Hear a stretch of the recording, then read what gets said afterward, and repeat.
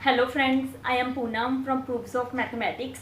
आज हम class 9th chapter 3 that is coordinate geometry करेंगे।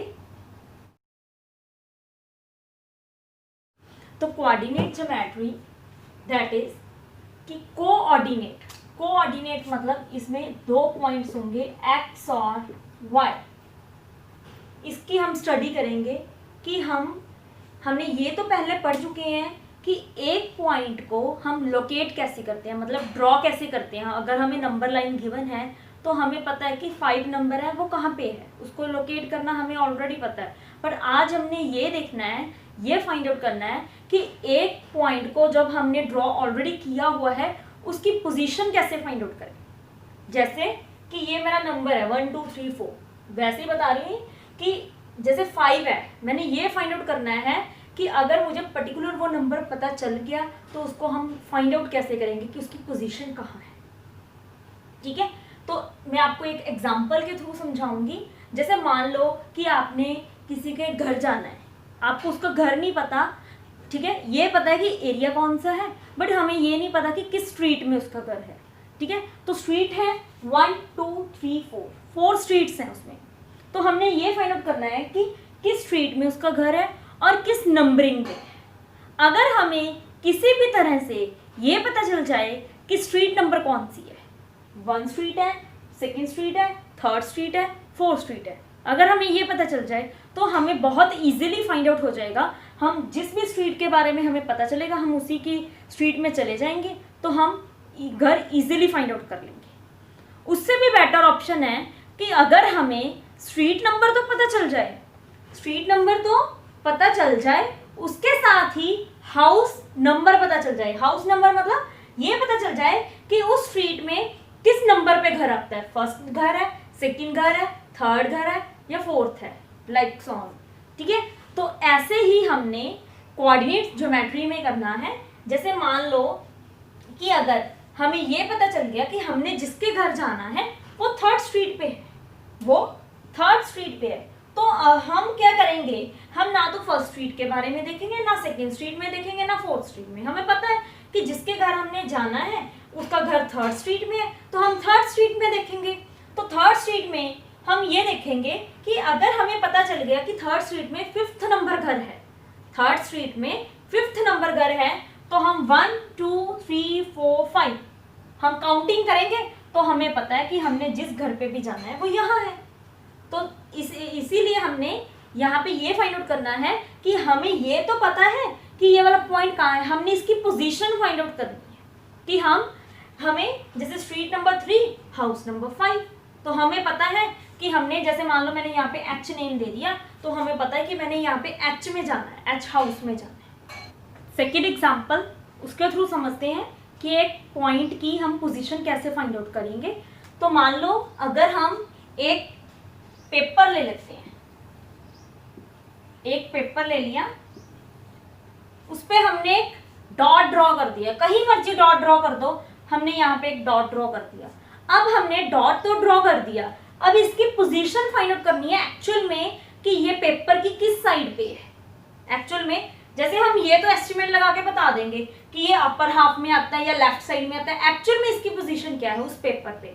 तो हमने ध्यान से देखो कि सबसे पहले हमने ये देखना है कि लेफ्ट साइड पे आ रहा है, उसके बाद ध्यान से देखो कि अपर हाफ में जा रहा है।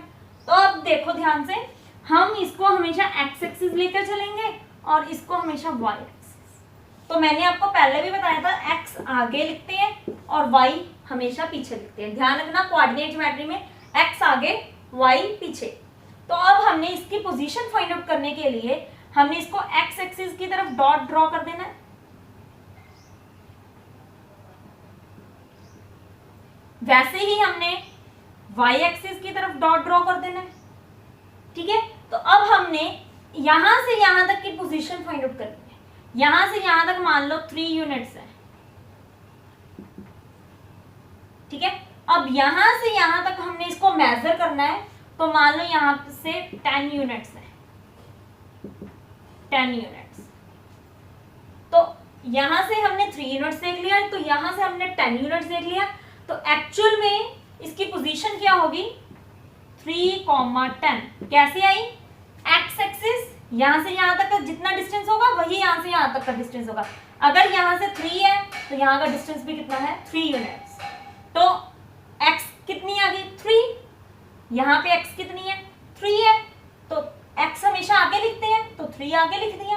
अब यहाँ से यहाँ तक 10 यूनिट्स है, तो यहाँ से यहाँ तक 10 y एक्सिस, y पे क्या होता है 10, y की वैल्यू कितनी होगी 10, तो y की जगह हमने क्या कर दिया 10।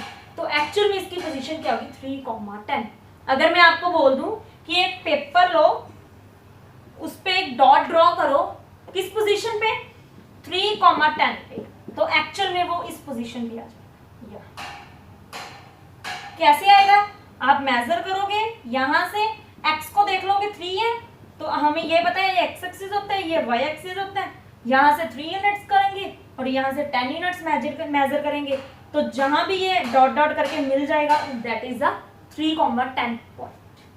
ठीक है स्टूडेंट्स, देखो जैसे क्लास में सिटिंग प्लान होता है, तो हम एग्जाम्स में या कहीं भी हमें पता है कि हमारी प्रॉपर सीट यहाँ पे है। मान लो एग्जाम टाइम में हमें गिवन होता है कि हमने इस रो में और इस कॉलम में बैठना है। ठीक है, तो जैसे मान लो कि मैंने कॉलम्स बना दिए, first column, second column, third column, fourth column, fifth column. वैसे ही first row, second row, third row, fourth row, fifth row and sixth row. ठीक है, तो हमने मान लो कि इस सीट पे बैठना है, इस सीट पे बैठना है।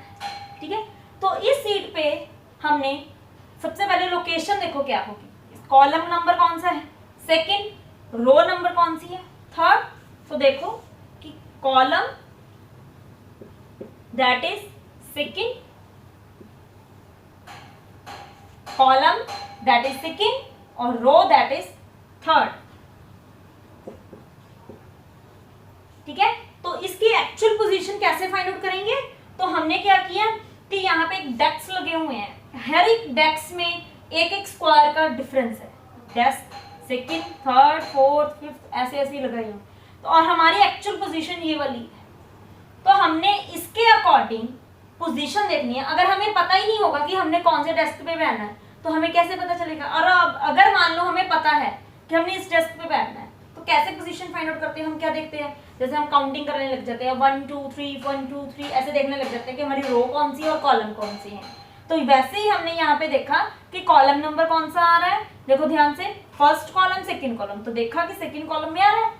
और रो कौन सी आ रही है, फर्स्ट सेकंड थर्ड, थर्ड में आ रही है, तो column number second, row number third. मैंने आपको पहले भी बताया था दैट इज, इसको अगर एक्स एक्सिस कहेंगे और इसको हम वाई एक्सिस कहेंगे, तो इसकी एक्चुअल पोजीशन क्या हो गई, कॉलम मैंने क्या बोला था एक्स पहले लिखेंगे, एक्स पहले लिखेंगे, तो कॉलम नंबर कौन सा है फर्स्ट सेकंड, तो एक्स पहले लिखने के कारण 2, और रो नंबर कौन सी है फर्स्ट सेकंड थर्ड, थर्ड है, तो दैट इज 3। तो इसकी पोजीशन क्या हो गई 2,3।